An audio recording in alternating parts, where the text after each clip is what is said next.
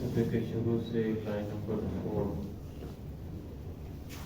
सूरत तौबा की आयत नंबर 5-9 से अऊज़ु बिल्लाहि मिनश शैतानिर रजीम बिस्मिल्लाहिर रहमानिर रहीम इन्ना मस्अदाक़ातु लिलफुक़राई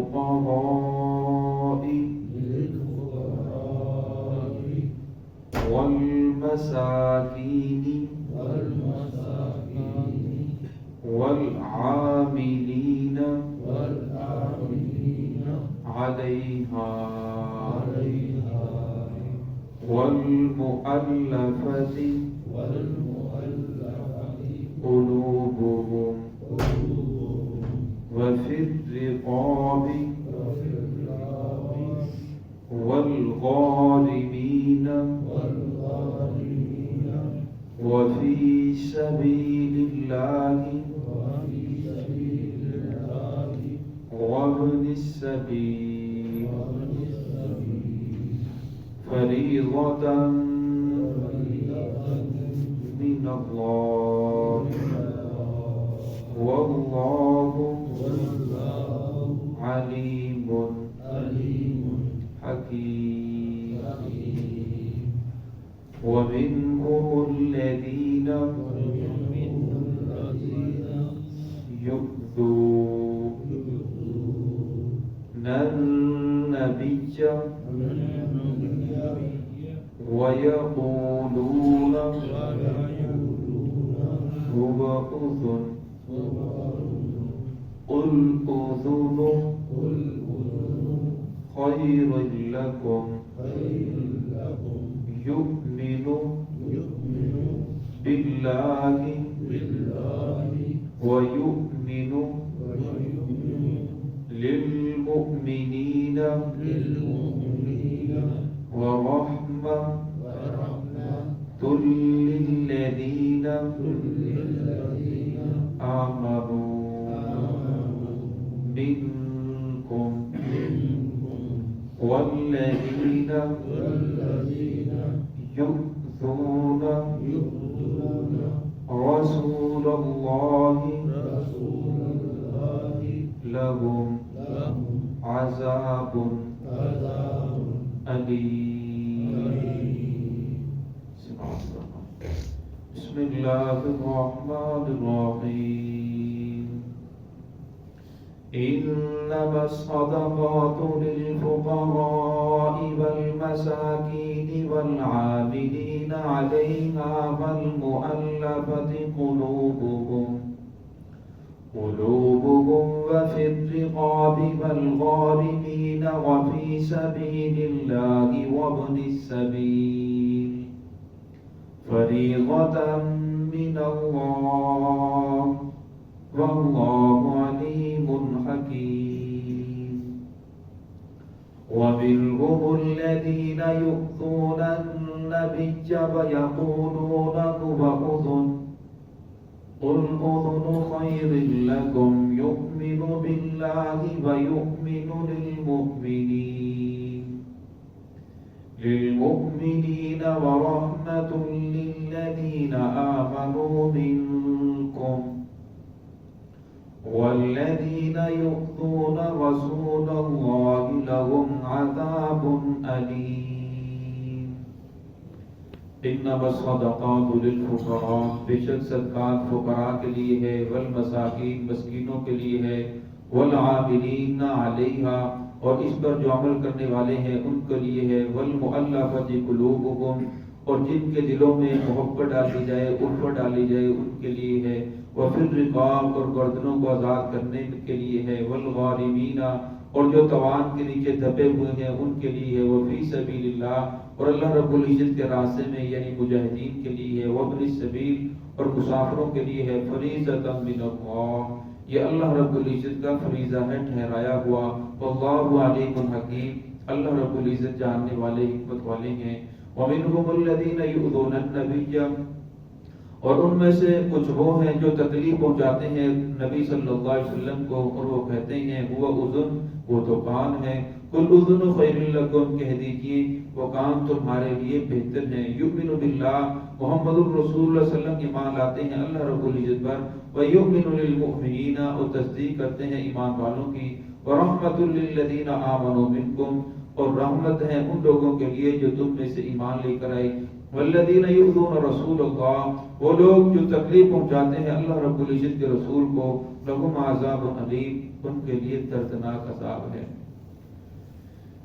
اس پہلی آیت کے اندر اللہ رب العزت نے زکوٰۃ کے، صدقات کے مصارف بیان فرمائے۔ وہ 8 لوگ ہیں جن کو آپ زکوٰۃ دے سکتے ہیں۔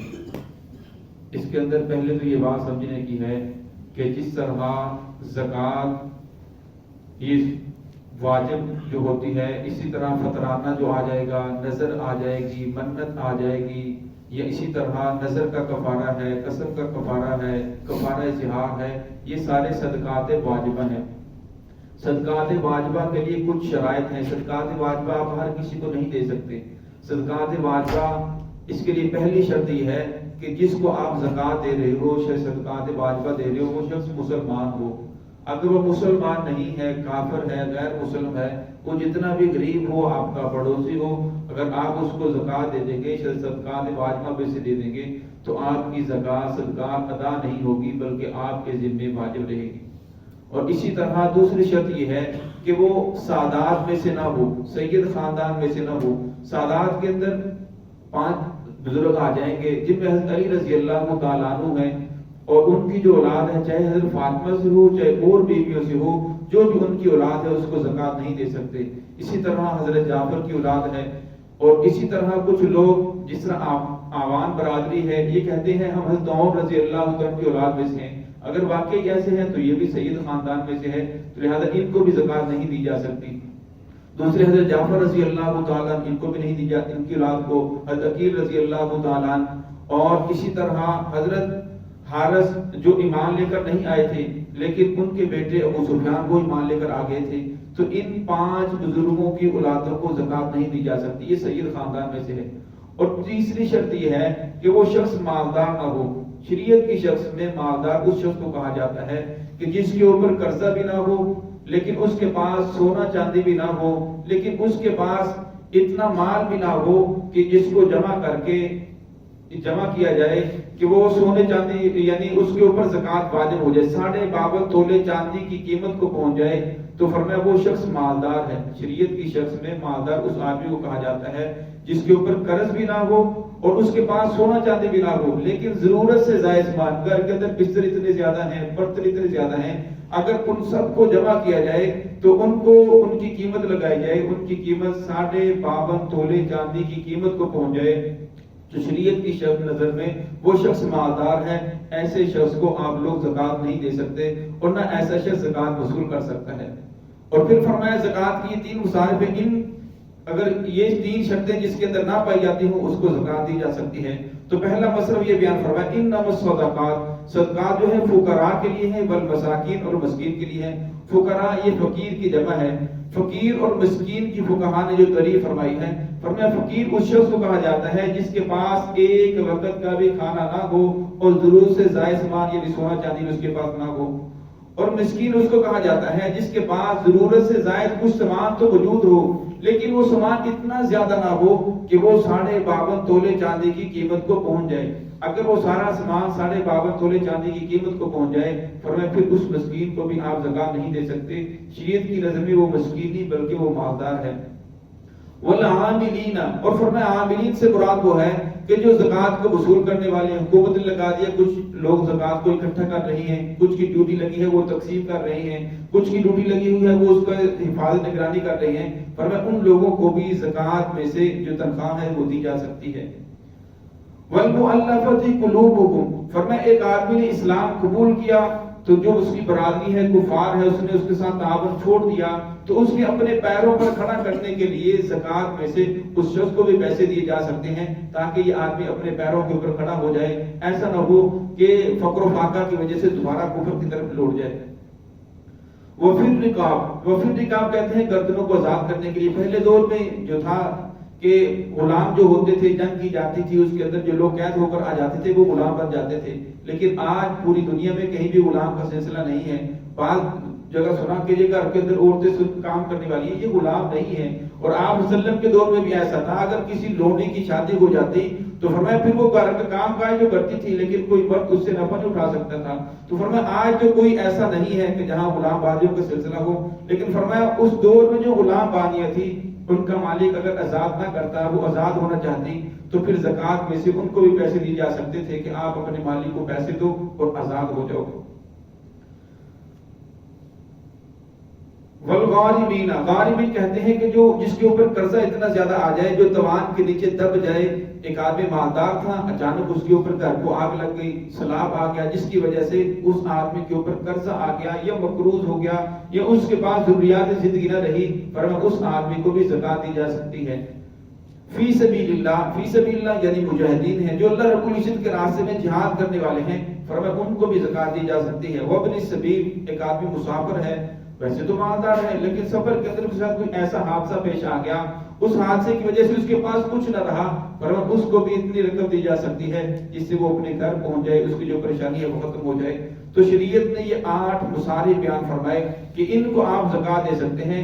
ان کے علاوہ اگر کسی اور کو آپ زکوٰۃ دیں گے جو مستحق نہیں ہے تو فرمایا پھر آپ اپنے طور پہ زکوٰۃ تو ادا کر دیں گے لیکن آپ کی زکوٰۃ ادا نہیں ہوگی. شریعت نے 2 صورتیں بنائی ہیں. پہلی تو یہ ہے کہ آپ اس کے بارے میں تحقیق کریں، اور دوسرا یہ ہے کہ جب اس کے بعد تحقیق کرنے کے بعد آپ کا غالب گمان ہو جائے کہ واقعی یہ آدمی مستحق ہے تو پھر آپ زکوٰۃ دیں. ایک وقت ایسا تھا کہ لوگ زکوٰۃ لینے سے ڈرتے تھے، اور ایک وقت ایسا ہے کہ ہر آدمی آپ کو جو ملے گا وہ کہے گا میں ہی سب سے زیادہ مستحق ہوں. اس لیے آج کے دور کے اندر جس کی بہت زیادہ تحقیق کی ضرورت ہے کہ آپ اپنے صدقات واجبہ ہے، زکوٰۃ ہے وہ دیں، لیکن اس کے بارے میں تحقیق کریں. مجاہدین، اللہ رب العزت کے راستے میں جہاد کرنے والے، بہت بڑا اللہ رب العزت نے اسلام کا فریضہ ہے، لیکن بہت سارے ایسے لوگ چل پڑے ہیں جو اس جہاد کے نام پر چندہ اکٹھا کر رہے ہیں، بہت سارے ایسے ہیں جو مستحق نہیں ہے. اسی طرح ہمارے ہاں اکثر بیوہ عورت کو زکوٰۃ دی جاتی ہے. اگر بیوہ عورت تو بیوہ ہے لیکن اس کے پاس اتنا مال و دولت ہے کہ 52.5 تولے چاندی کو اس کی قیمت پہنچ جائے، جو ضروریات سے زائد سامان ہے، تو اس کو زکوٰۃ نہیں دی جا سکتی. اسی طرح جو بچہ یتیم ہے اس کو زکوٰۃ دی جاتی ہے، تو دیکھا جائے گا اگر اس کے والد نے اتنا مال چھوڑا ہے کہ اس کی جو قیمت ہے 52.5 تولے چاندی کو پہنچ جائے، تو فرمایا اس یتیم بچے کو بھی زکوٰۃ نہیں دی جا سکتی. تو فرمایا شریعت نے کہ پہلے آپ تحقیق کرتے ہیں پھر اس کے بعد آپ دے دیتے ہیں تو آپ کی ادا ہو جائے گی. اگر آپ نے تحقیق نہیں کی، اسی طرح آپ نے دے دی، تو پھر آپ کو پتا چلا کہ وہ شخص مالدار تھا یا وہ مستحق نہیں تھا یا وہ غیر مسلم تھا، تو فرمایا پھر آپ کے ذمے وہ زکوٰۃ واجب ہے اور آپ کو اس کو دوبارہ ادا کرنی پڑے گی. دوبارہ سن لیں آپ کی پہلی 3 شرطیں. پہلی شرط یہ ہے کہ وہ شخص جس کو آپ زکوٰۃ دے رہے ہیں کہ وہ مالدار نہ ہو. مالدار شریعت کی نظر میں اسے کہا جاتا ہے کہ جس کے پاس ضرورت یعنی اس کے اوپر قرضہ بھی نہ ہو اور اس کے پاس سونا چاندی بھی نہ ہو، لیکن ضرورت سے زائد اتنا زیادہ سامان موجود ہو، جس طرح بستر ہے، برتن ہے، یہ گھر کے اندر اور چیزیں ہیں جو پورا سال استعمال نہیں ہوتی، اگر ان کو ملایا جائے تو 52.5 تولے چاندی کی قیمت کو نہ پہنچیں. اگر پہنچ جائیں تو شریعت کی نظر میں وہ شخص مالدار ہے. اس کے اوپر زکوٰۃ واجب تو نہیں ہے لیکن وہ شخص زکوٰۃ لے بھی نہیں سکتا. اور اسی طرح جو سید خاندان میں سے ہے وہ بھی زکوٰۃ نہیں لے سکتا. تو فرمایا ان صورتوں کو سامنے رکھ کر اگر انسان زکوٰۃ ادا کرے تو فرمایا پھر دینے والے کو تو فائدہ ہوگا ہی، لیکن جو لینے والا ہے صحیح مستحق ہے اس پر وہ اس کے پاس پہنچ جائے گی تو آپ کو زیادہ اجر ملے گا. واللہ فریضۃ من اللہ، فرمایا یہ فریضہ ہے اللہ رب کی طرف سے مقرر کیا ہوا، ٹھہرایا ہوا. واللہ علیم حکیم، اللہ کو جاننے والے، حکمت والے ہیں. فرمایا ایک آدمی زکوٰۃ ادا نہیں کرتا وہ شخص گناہگار ہے. ایک زکوٰۃ کا انکار کر دیتا ہے فرمایا وہ شخص کافر ہو جاتا ہے. بعض مرتبہ انسان زکوٰۃ ادا کرنا چاہتا ہے، جس کے اوپر زکوٰۃ واجب ہو گئی، وہ چاہتا ہے کہ اچھا فلاں رشتہ دار ہے یا فلاں آدمی ہے، اس کو فلاں وقت ضرورت ہے تو میں اس وقت ادا کر دوں گا. تو فرمایا اس کے لیے ضروری یہ ہے کہ وہ زکوٰۃ کی رقم کو علیحدہ نکالے، اس کے اوپر وصیت نامہ لکھے. تو گھر کا نیک فرد اس کو بتا دے کہ اگر میری زندگی نے وفا نہ کی، میں چلا گیا تو یہ زکوٰۃ کا پیسہ ہے، آپ اسے استعمال نہیں کر سکتے، تو آپ نے یہ مستحقین تک فلاں کو دینی ہے، اس تک پہنچانی ہے. آپ صلی اللہ علیہ وسلم کی حدیث ہے، فرمایا جتنے بھی جو کام ہے ضروری کام ہے، فرمایا 2 راتیں بھی ایسی نہیں گزرنی چاہیے، انسان کو اپنا وصیت نامہ لکھنا چاہیے. بعض مرتبہ انسان سوچتا ہے میں تو بھی نوجوان ہوں، فرمایا نوجوانوں کو بھی موت آ رہی ہے. بعض مرتبہ انسان سوچتا ہے میں تو تندرست ہوں، فرمایا تندرست بھی چلا جا رہا ہے، بیماری کے اندر موت نہیں ہے. آج کا جو ہمارا دور ہے یہ تو حادثاتی دور ہے.